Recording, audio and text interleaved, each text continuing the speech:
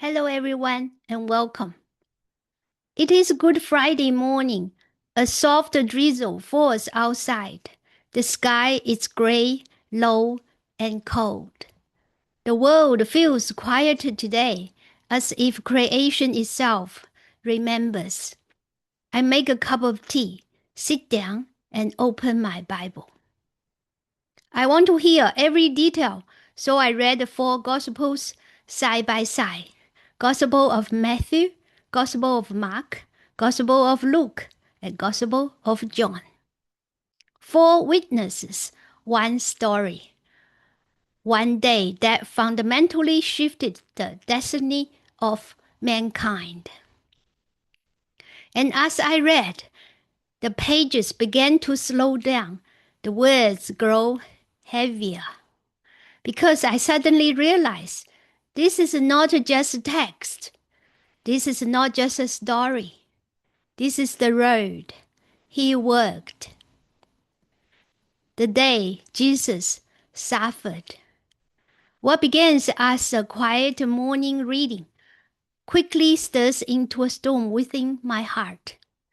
Before the sun rises, before the first light of dawn, he was already being delivered into the darkness by those closest to him. Before the sun rises, before the city stirs, before the world knows what this day will hold, he's already awake. In a garden called Gethsemane, the weight of the whole world pressed down upon his soul. Not as a metaphor, not as a symbol. It is real. He falls face down to the ground. Father, if it is possible, let this cup pass from me. Nevertheless, not my will, but yours be done.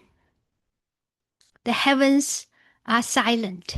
The disciples sleep. The world is unaware. But eternity is turning. This is someone who knows exactly what is coming. Every nail, every hour of agony, and still chooses to go through it. For me, every time I reach this part, I am undone. Then footsteps, torches, metal glittering in the dark. One of his closest friends leads the soldiers straight to him with a kiss. Betrayal never begins with violence. It begins with familiarity. He does not fight back. He lets them take him away, not because he lacks the power to resist, but because he chooses to submit. He is led from one place to another. Annas, Caiaphas, the Sanhedrin, false witnesses rise. Truth stands silent. They strike him. They blindfold him. They mock him. Prophesy, who hit you? The one who formed their hands now feels their fists. By morning, he stands before Pilate, a Roman governor, a political man, a man who knows this is wrong. I find no fault in him.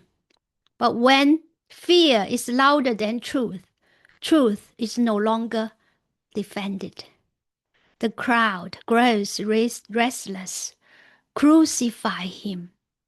Pilate hesitates, then compromises. He releases Barabbas.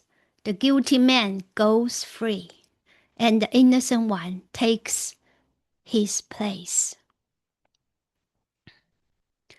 They strip him. They tie him to a post.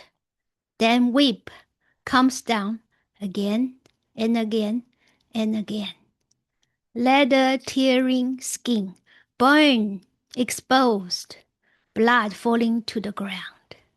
This is not a symbolic suffering. This is physical, brutal, real. Then a purple robe, a crown of thorns pressed into his head. They kneeled before him in mock worship. Hail, King of the Jews! They laugh, unaware that they are closer to the truth than they realize. He carries the cross through narrow street, past watching eyes, through a city preparing for Passover, knowing that the true Lamb is already on his way. He stumbles. The weight is too much. A man named Simon is forced to carry it for him. Women weep. Jesus turns, not for himself, but for them. Do not weep for me. Weep for yourselves and for your children. Even now, he sees far beyond the moment. They lay him down. Nails through hands, nails through feet. The cross is lifted. And there, between heaven and earth, he hangs, suspended, rejected by men, bearing the weight of sin. The crowd mocks. He saves others. Himself he cannot save. But they do not understand. It is not that he cannot come down. He stays because if he leaves, we are lost. He could have stopped this at any moment, but he chose the nails so that we will not lost forever. Father, forgive them, even now, mercy. Today you will be with me in paradise, even now, salvation. Woman, behold your son, even now, care. Then darkness, not a metaphor, real darkness, covers the land. From the cross, a cry, my God, why have you forsaken me? This is the moment no one can fully comprehend. Not just physical suffering, but something deeper. The weight of sin. All of it, past, present, future, placed upon him. This is the sound of someone carrying everything. Mine, yours, all of it. And bearing it, its full weight. The holiness of it, the loneliness of it, the separation. He stepped into that darkness so that I will never have to. Then it is finished. Not I'm finished, but it is finished. The debt is paid. The judgment is borne. Redemption is complete. Finally, Father, into your hands I commit my spirit. He breathes his last. The earth shakes, the veil of the temple torn from top to bottom, not by human hands, but by God himself. The barrier is gone. The way is open. A Roman centurion looks up and says, surely this was the Son of God. His body is taken down, carefully, reverently wrapped, placed in a tomb. A stone is rolled in front. It looks like the end. It feels like the end. The disciples scatter. Hope seems buried behind stone and silence. But Good Friday was never the end. This was not a tragedy gone wrong. This was a plan, perfectly fulfilled. Because on the cross, Jesus was not just suffering, he was substituting. He was not just dying, he was dying for sin, for guilt, for rebellion, for us. The innocent in the place of the guilty.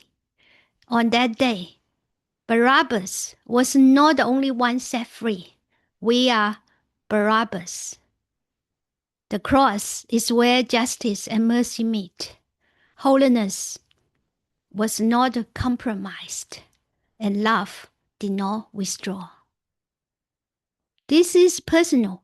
I am Barabbas. This is not a metaphor. It is the truth. I was the guilty one. I deserve the consequences. But Jesus took them for me, not because I was worthy, not because I did enough, but because while I had nothing to offer, he loved me. I cannot get over that. I don't think I meant to. What does this mean for you?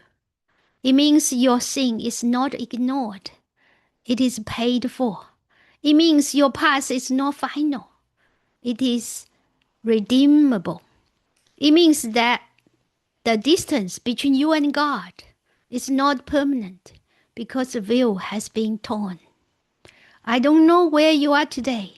Maybe you have been carrying something heavy, alone for a long time. Maybe you have heard this story 1,000 times, but it's never truly landed. Maybe you are angry at God and you almost didn't click on this. I just want you to know, he knows. And he went to the cross anyway, for you. Not for a crowd, not for a concept, for you. He didn't have to, you don't have to clean yourself up first. You don't need perfect words. You just have to come. Because what looked like defeat was actually victory. What looked like the end, it was the beginning. And that Friday changed everything. Good Friday looks like the worst day, like loss, like silence, like a sealed tomb. The Resurrection Sunday is coming. But today, let this Friday speak. Let what he did for you truly land in your heart, because it is real and it was for you. Thanks for watching. See you next time.